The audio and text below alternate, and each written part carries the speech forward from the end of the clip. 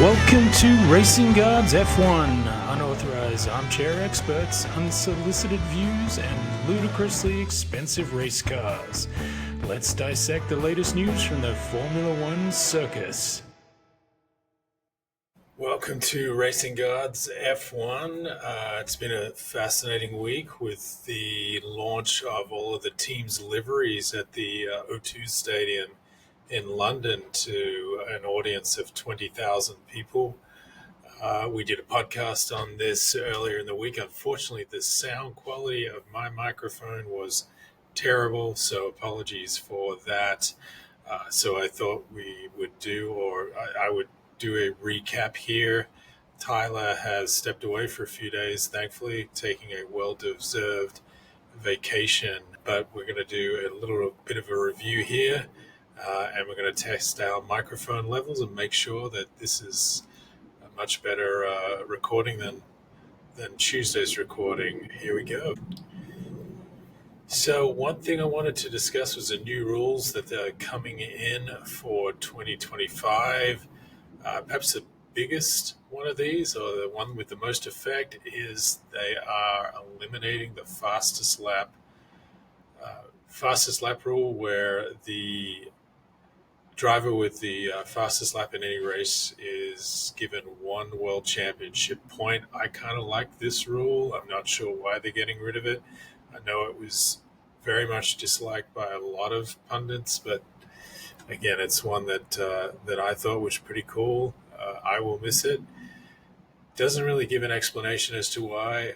This is a great website, obviously, the official Formula One website, if you want to read some of the details here from Chris Medlin, posted on February 12th, 2025, goes into the rules that we're going to quickly discuss here again. That's the first one, removal of the fastest lap.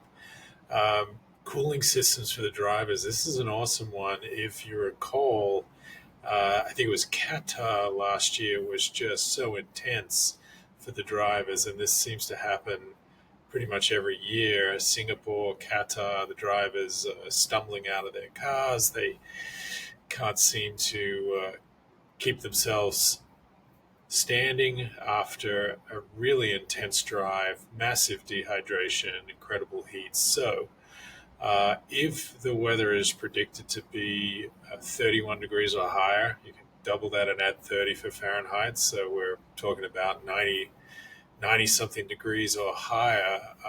The teams, it's considered a heat hazard, and the teams are allowed to add a little weight to the car, which will be basically a sophisticated cooling system to keep the drivers safe.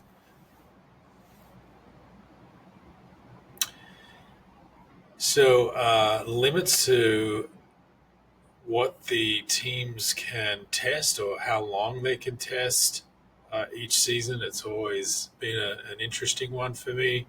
You would think with the expense and the facilities that these teams have that they could just go and run these cars as much as they want, but that's not how it works. Everything is limited. So we have this terminology, testing of previous cars, TPC regulations, and teams can carry out up to a maximum of 20 days of TPC running any car, and the drivers are only allowed to take part in 4 such days, during which they cannot exceed 1,000 kilometers in running total.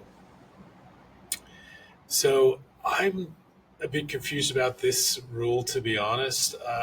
We've had a rule that makes sure that each Formula One team runs a rookie in free practice 1 session, which normally occurs on the Friday of a race weekend.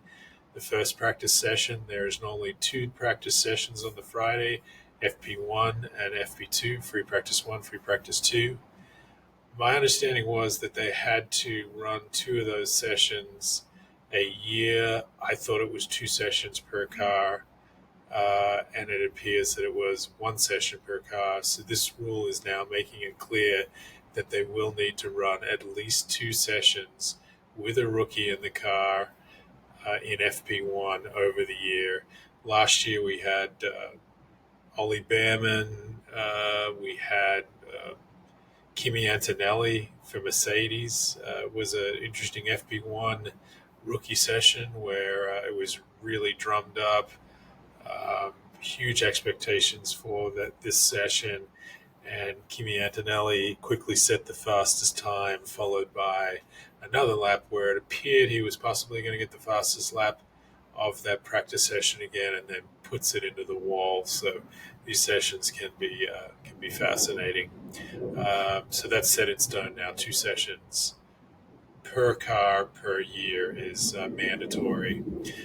Tighter restrictions on the DRS designs and wing deflections. There were some shenanigans going on last year where some of the teams were, I guess, accused of deliberately building in flexibility in the wing to give what they were calling a mini DRS effect. So that when the car was going super fast down the straight, the wing would deliberately flex backwards a little bit, flatten out, and increase the aerodynamics of the car. So they're cracking down on that. There's tighter regulations on this mini DRS concept for 2025. Also, more testing.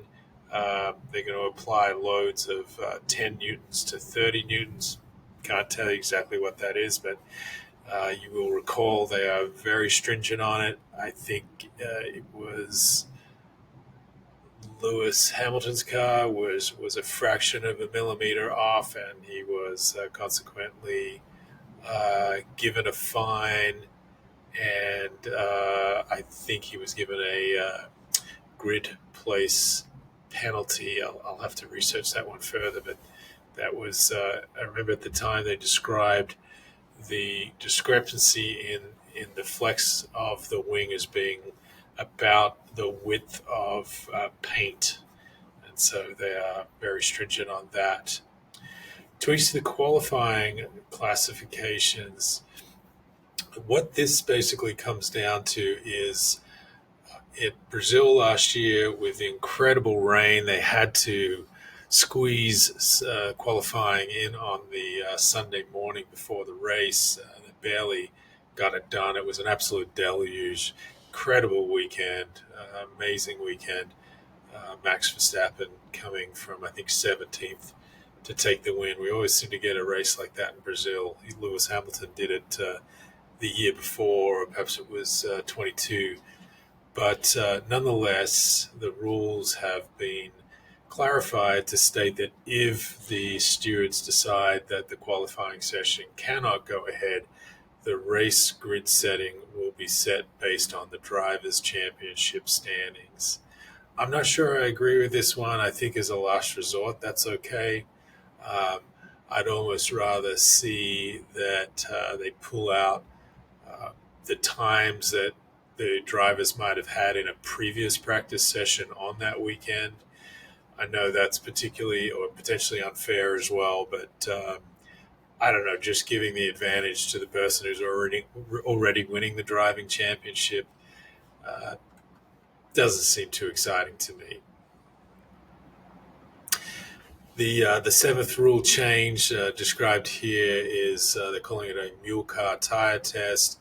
What this is that at the end of the season they have the test at Abu Dhabi, where they bring on young drivers. They're classified as young if they have only had less than two or less than two Grand Prix starts. This allows teams to throw in next year's driver into that year's car. I think we saw at Abu Dhabi this year, for example, Carlos Sainz jumping in the Williams. Correct me if I'm wrong on that, and some other drivers.